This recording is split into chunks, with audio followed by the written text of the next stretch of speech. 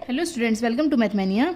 आज हम properties of parallel lines chapter है, chapter number 14 R S Aggarwal से, क्लास 7th की बुक से ये हम सॉल्व कर रहे हैं। इसका क्वेश्चन नंबर 1 गिवन है। In the given figure L and M two parallel lines है, L and M two parallel lines हैं और टी जो है वो एक ट्रांसवर्सल लाइन है और एंगल 5 इसमें 70 डिग्री दिया हुआ है, या तो ये 70 डिग्री दिया हुआ है। Find the measurement of each of the angle, सब एंगल का मेजरमेंट बताना है। इसमें 1 2 3 कौन कौन से एंगल बताया, एंगल 1 एंगल 3 एंगल 1 का बताना है, एंगल 3 का बताना है, एंगल 4 का बताना है और एंगल 8 का बताना है। ठीक है, अब हमें कैसे मेजर करेंगे, पहले तो देखो एंगल किसी में कोई प्रॉपर्टी हमें मिल रही हो, वो कौन कौन सी प्रॉपर्टी मिल रही है। देखो एंगल 1 सबसे पहले हमारे पास कौन कौन से एंगल हैं, कॉरेस्पॉन्डिंग एंगल, पैरेलल लाइंस में ये प्रॉपर्टी है, corresponding angle, alternate angle, alternate interior angle और vertically opposite angle, vertically opposite. उसके बाद आता है बस लीनियर पेयर, है ना।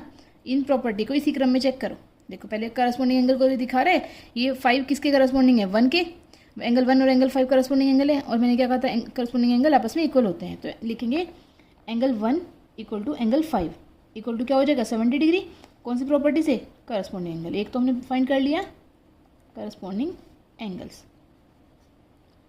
अब हमें 3 फाइंड करना है। 3 और 5 में क्या रिलेशन है, ऑल्टरनेट इंटीरियर एंगल, है ना। जेड, जब भी जेड बन रहा हो, जेड देखो ये है ना, ये जेड बन रहा है ना, जब भी जेड बन रहा हो तो कौन सा एंगल होता है, ऑल्टरनेट इंटीरियर एंगल। तो ऑल्टरनेट इंटीरियर एंगल में 3 और 5 क्या है, आपस में इक्वल है बाई किस कौन सी property, alternate interior angle. 5 equal to ये भी 70 हो जाएगा बाय ऑल्टरनेट इंटीरियर एंगल। ठीक है, उसके बाद आता है हमें कौन सा फाइंड करना है, और एंगल 4 फाइंड करना है। एंगल 4 के लिए आप देखो एंगल 3 और एंगल 4 कौन सी प्रॉपर्टी में है, लीनियर पेयर। ये एक लाइन है, उस पर बनने वाले 2 एंगल हैं ये, है ना।